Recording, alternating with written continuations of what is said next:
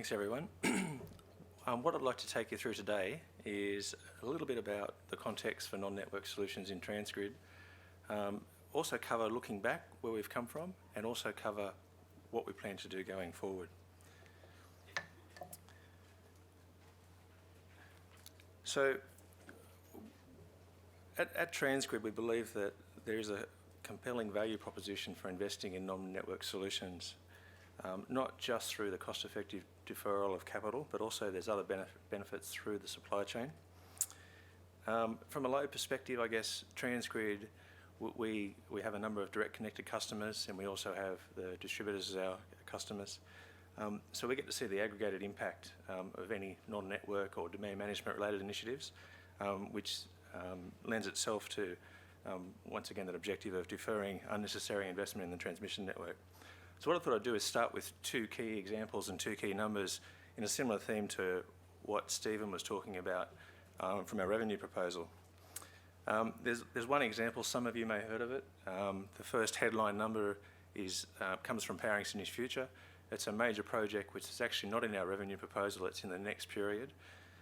But we'd like to do some work in this current period to ensure that we've actually got a viable option and if at all possible, be able to defer any investment for as long as possible into the next revenue period. So there's lots of scenarios and lots of numbers, but one number, approximately $400 million is what it would cost for TransGrid to build a cable for that solution. Doing the calculations around the net present value of deferring that investment for 4 years, we come up with a number of about $70 million. So there's actually a considerable saving in being able to defer an investment like that through using non-network initiatives.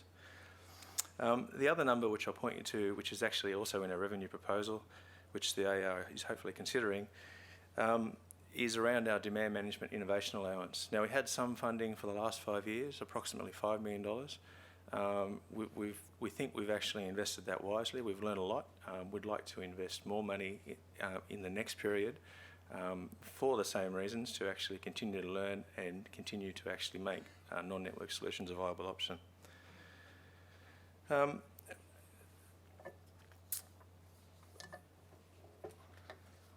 up to my notes.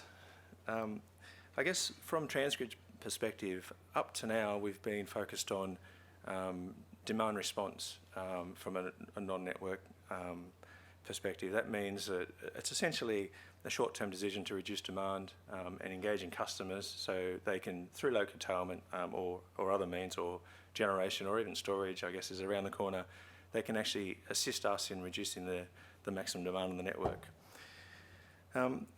We've also got our eye on energy efficiency. We've heard a little bit about energy efficiency from AEMO. We don't have a baseline. It's very difficult to predict how much is left in the market and how much more potential is there. But we've got an indication that there is a lot of potential from the research we've done. And also, we'll continue to work with the distributors on broad-based demand management initiatives. We've been doing that for the last 5 years. Things like direct load control of air conditioning and those sorts of projects.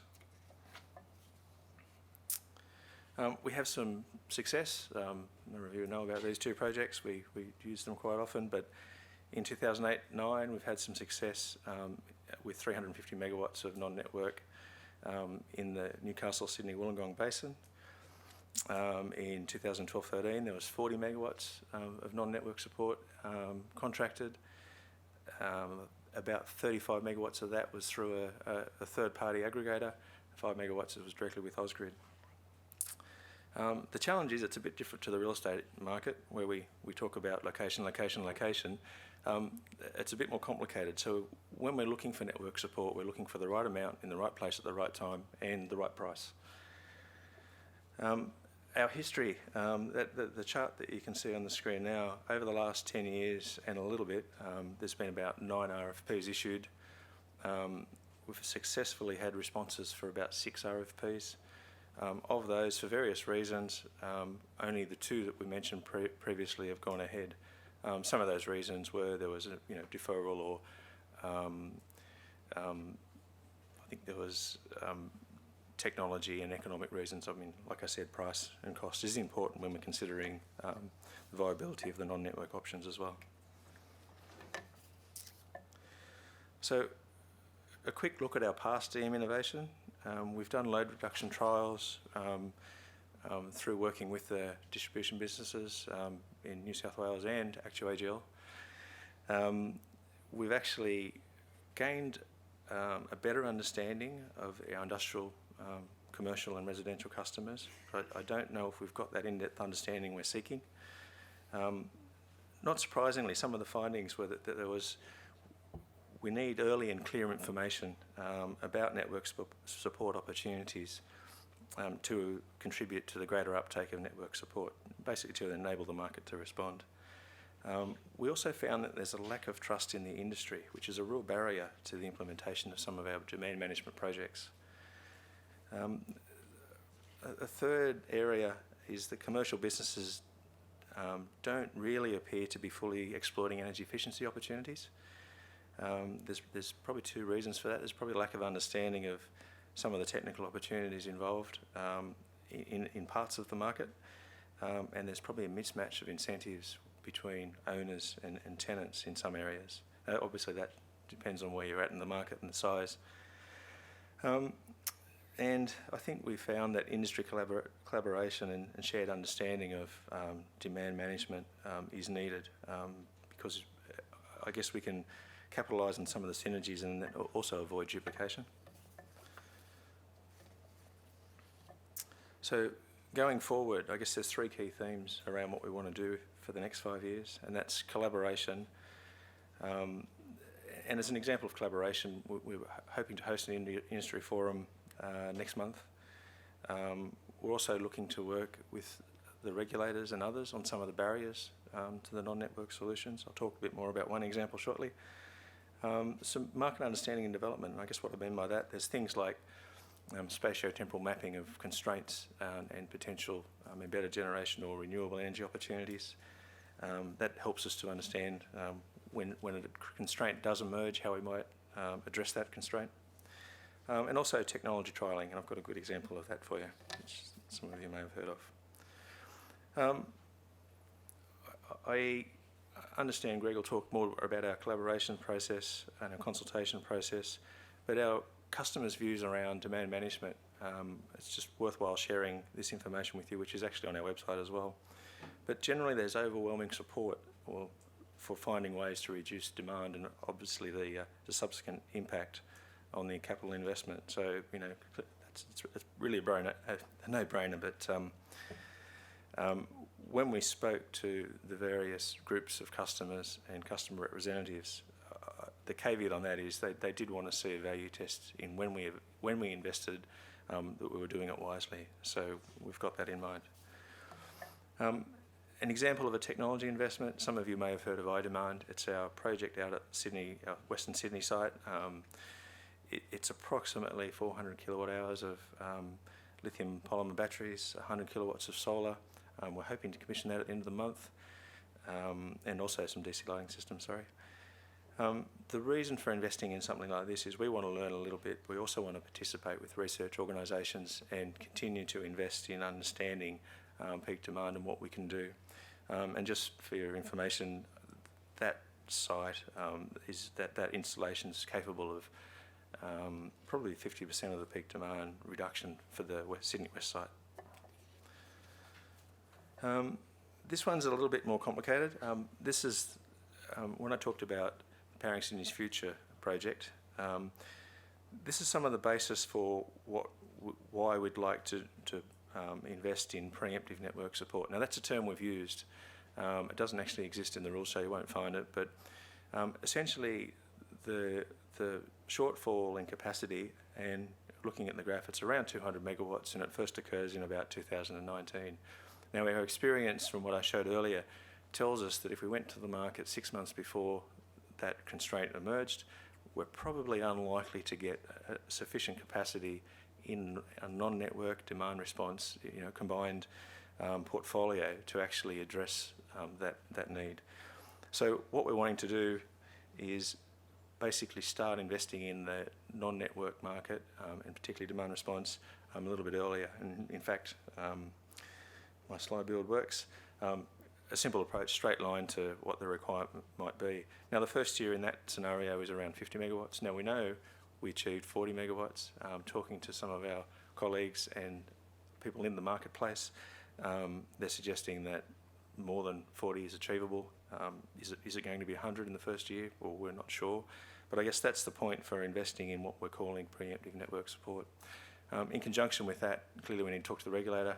There's rule changes that will be required, because at the moment there really isn't a mechanism for us to invest and recover those costs.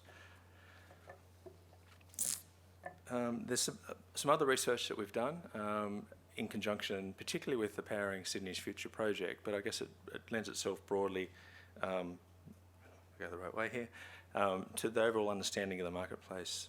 These reports are available on the website as well if people haven't seen them. KPMG did some work for us around demographics, so and there's not a direct correlation between population growth and demand.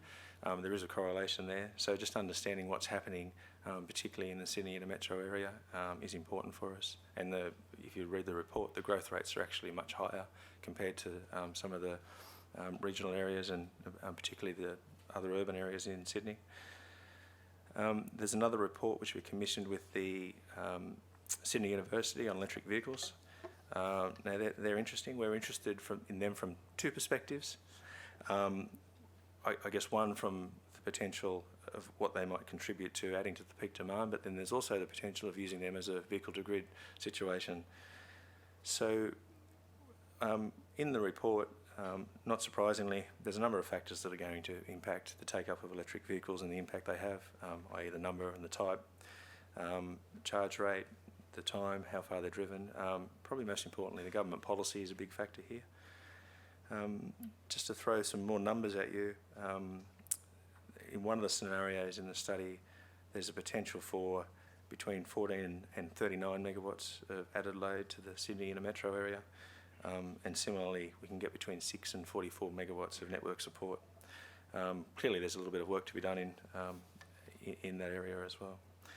And energy efficiency, we did engage the CSIRO to do some work for us for the same reasons, just to understand a little bit more about what the barriers are to energy efficiency uptake.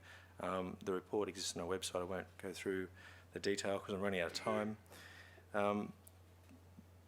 But at a higher level, I guess generally we don't understand the potential in the energy efficiency marketplace well enough to predict what it can contribute. So next step from a non-network perspective, we're hoping to issue a request for proposals in the later half of this year based on what we intend to do with preemptive network support.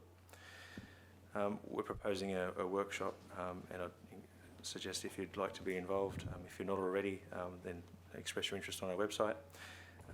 So in September, we will actually be able to look at the options and get some, I guess, a broader view about what people think we can actually do to achieve some non-network solution towards the future. And as Stephen mentioned, the AER is inviting submissions on our revenue proposal, and you'll find everything that I've talked about in our revenue proposal.